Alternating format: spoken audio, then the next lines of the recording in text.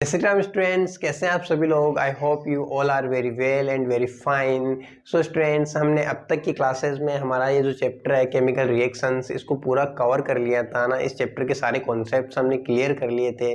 सो आज चलिए स्टूडेंट्स, हम इस चैप्टर के जो क्वेश्चन आंसर्स हैं वो हम देखते हैं, क्वेश्चन आंसर डिस्कस करते हैं। और हम साथ साथ में हम ये भी देखेंगे कि बोर्ड एग्जाम के पॉइंट ऑफ व्यू से कौन से क्वेश्चन हैं वो ज़्यादा इंपॉर्टेंट हैं, बोर्ड एग्जाम में कौन से क्वेश्चन, कैसे क्वेश्चन ज़्यादा पूछे जाते हैं। सो स्टूडेंट्स, आप वीडियो के अंत तक बने रहिएगा और वीडियो को लाइक और शेयर कर दीजिएगा, आई मीन सब्सक्राइब भी कर दीजिएगा चैनल को, ठीक है। सो स्टूडेंट्स, हम डिस्कस करते हैं वन बाय वन इस चैप्टर के सारे क्वेश्चंस। सो फर्स्ट क्वेश्चन आपके लिए है, which of the statement about the reaction below are incorrect, है ना। कि एक रिएक्शन दे रखा है आपको, नीचे ये रहा रिएक्शन, और इस रिएक्शन से रिलेटेड आपको कुछ स्टेटमेंट्स दे रखे हैं। इन स्टेटमेंट में से कौन सा स्टेटमेंट है वो इस रिएक्शन के रिगार्डिंग, इस रिएक्शन के लिए गलत है, ये आपको बताना है। तो चलिए पहले तो हम देखते हैं रिएक्शन क्या दे रखा है। तो रिएक्शन देखो, जो प्लम्बम ऑक्साइड है ना, जो लेड ऑक्साइड है, उसका रिएक्शन कार्बन से हो रहा है ना, और प्लम्बम और कार्बन डाइऑक्साइड फॉर्म हो रहा है ना। तो अब देखो इस रिएक्शन में क्या हो रहा है। इस रिएक्शन में पहले तो हम ओवरऑल देखते हैं क्या हो रहा है। ये जो आयरन है, ये जो प्लम्बम ऑक्साइड है, इस प्लम्बम ऑक्साइड का क्या हो रहा है, रिडक्शन हो रहा है। प्लम्बम ऑक्साइड का क्या हो रहा है, रिडक्शन हो रहा है और पीबी बन रहा है। और ये जो कार्बन है, इस कार्बन का ऑक्सीडेशन हो रहा है और कार्बन डाइऑक्साइड बन रहा है ना। सो चलिए स्टूडेंट्स, अब हम देखते हैं कि इस रिएक्शन से कौन कौन से स्टेटमेंट, कैसे हम इसको सोल्व करेंगे। तो पहला देखो, लेड इज गेटिंग रिड्यूस्ड, है ना। ये बोल रहा है कि लेड है वो रिड्यूस हो रहा है, लेड का रिडक्शन हो रहा है। सो ये स्टेटमेंट तो मुझे गलत लग रहा है यार, गलत कैसे हो गया। ये बोल रहा है कि लेड का रिडक्शन हो रहा है ना, यहाँ पे लेड का रिडक्शन थोड़ी ना हो रहा है। रिडक्शन किसका हो रहा है, लेड ऑक्साइड का रिडक्शन हो रहा है, नॉट यहाँ पे रिडक्शन किसका हो रहा है, लेड ऑक्साइड का रिडक्शन हो रहा है ना, लेड का रिडक्शन नहीं हो रहा है। सो ये स्टेटमेंट हमारा क्या हो गया, फॉल्स हो गया, गलत हो गया। हम बात करते हैं नेक्स्ट स्टेटमेंट की। ये है carbon dioxide is getting oxidised, है ना। अभी बोल रहा है कि जो कार्बन डाइऑक्साइड है ये ऑक्सीडाइज हो रहा है ना। तो आप मुझे एक बात बताओ यार, इस रिएक्शन में इस कार्बन का ऑक्सीडेशन हो रहा है या फिर इस कार्बन डाइऑक्साइड का ऑक्सीडेशन हो रहा है। ऑक्सीडेशन तो इस कार्बन का हो रहा है ना, है ना। सो ये भी क्या हो गया, हमारा स्टेटमेंट फॉल्स हो गया, क्योंकि ये बोल रहा है कार्बन डाइऑक्साइड है उसका ऑक्सीडेशन हो रहा है, बल्कि रिएक्शन में तो कार्बन का ऑक्सीडेशन हो रहा है ना। समझ में है ना आपको ये बात कि ये दोनों स्टेटमेंट फॉल्स, गलत कैसे हो गए। फिर है कार्बन इज गेटिंग ऑक्सीडाइज, बिल्कुल ये बिल्कुल सही है। क्यों, क्योंकि ये बोला है कि कार्बन का इस रिएक्शन में क्या हो रहा है, ऑक्सीडेशन हो रहा है। और कार्बन का तो देखो यहाँ पे कार्बन अकेला था और यहाँ पे कार्बन में ऑक्सीजन ऐड हो रहा है, मतलब कार्बन का ऑक्सीडेशन हो रहा है। सो ये क्या हो गया, ट्रू।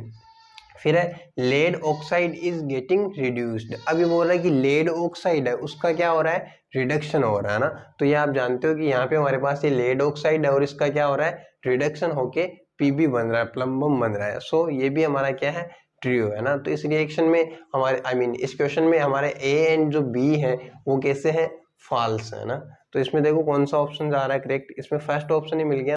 और आपके लिए सेकंड क्वेश्चन है, दूसरा क्वेश्चन है, उसमें एक रिएक्शन दे रखा है Fe2O3, है ना।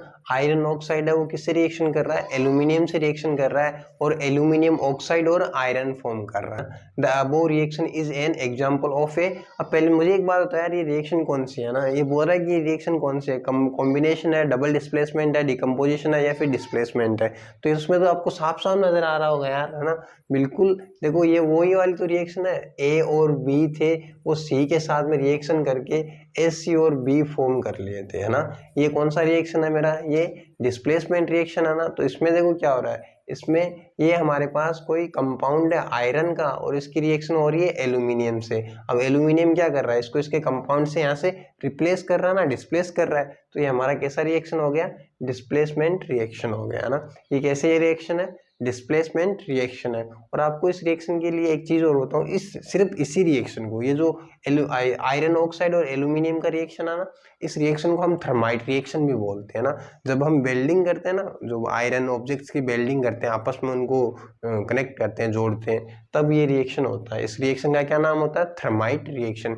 जो रेलवे ट्रैक वगैरह नहीं होते हैं, ट्रेन के चलने के लिए जो पटरियां होती हैं, उनको आपस में जोड़ते हैं, वो इस रिएक्शन से जोड़ा जाता है ना, ध्यान रखना। अब हम बात करते हैं थर्ड क्वेश्चन की, that is what happens when dilute now students हम देखते हैं third question, that is what happens when dilute hydrochloric acid is added to iron filing, है ना। आपको बताना है कि जब क्या होता है, जब ये डायरेक्ट में इसको रिएक्शन के फॉर्म में लिख देता हूँ, आयरन का रिएक्शन है वो HCl के साथ में होता है, तो क्या होता है ना, मुझे बताओ क्या होना चाहिए भाई। ये बोल रहा है कि हाइड्रोक्लोरिक एसिड मतलब HCl, है ना, और आयरन फिलिंग का मतलब चाहे आयरन की टुकड़ी ले लो यार, आयरन तो आयरन है ना, चाहे आयरन इतना बड़ा ले लो चाहे इतना सा ले लो, आयरन का केमिकल प्रॉपर्टीज तो दोनों ही केसेस में सेम रहेगा ना। सो आयरन का रिएक्शन हम किसके साथ करवा रहे हैं, HCl के। अब मुझे बताओ क्या बनना चाहिए यहाँ पे एक तो आप बोलेंगे कि सर FeCl2 बन जाएगा, आयरन क्लोराइड बन जाएगा। और जब किसी रिएक्शन का, अब एक चीज ये रट लेना, याद रख लेना, जब भी किसी मेटल का रिएक्शन HCl के साथ में होता है तो उसमें से हमेशा क्या रिलीज होता है, हाइड्रोजन गैस रिलीज होता है ना। सो जब आयरन का रिएक्शन HCl के साथ में होता है तो आयरन क्लोराइड और हाइड्रोजन गैस बनता है ना। सो अब देखिए इसमें से कौन सा आंसर इसका करेक्ट हो जाएगा, तो hydrogen gas and iron chloride are produce. First option ही हमें क्या मिल गया, इसका करेक्ट मिल गया। इसमें क्या बनेगा, आयरन क्लोराइड बनेगा और हाइड्रोजन गैस बनेगा। क्लियर स्टूडेंट्स, उसके बाद हम बात करते हैं फोर्थ क्वेश्चन की, जिसमें क्या पूछा गया है, देखिए what is a balance chemical equation, why should a chemical equation be balanced, है ना। बैलेंस केमिकल इक्वेशंस क्या होते हैं और बैलेंस केमिकल इक्वेशन को हमें बैलेंस क्यों करना पड़ता है ना। सो पहले इस पार्ट का आंसर देखिए, है ना, कि बैलेंस केमिकल इक्वेशंस क्या होते हैं। सो स्टूडेंट्स आप जानते हैं कि एक केमिकल इक्वेशन में दो पार्ट होते हैं, एक तो उसका रिएक्टेंट साइड होता है और दूसरा उसका प्रोडक्ट साइड होता है ना। और जब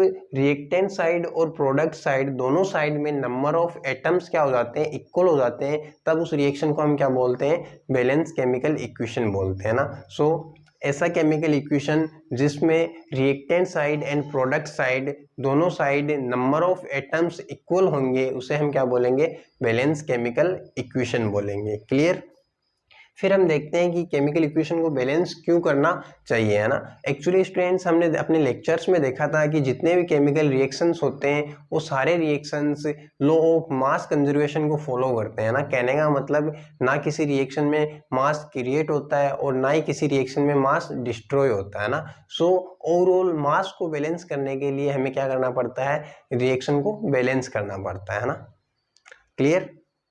फिर हम बात करते हैं फिफ्थ क्वेश्चन की, जिसमें बोला गया है कि translate the following statements into chemical equations and balance them, है ना।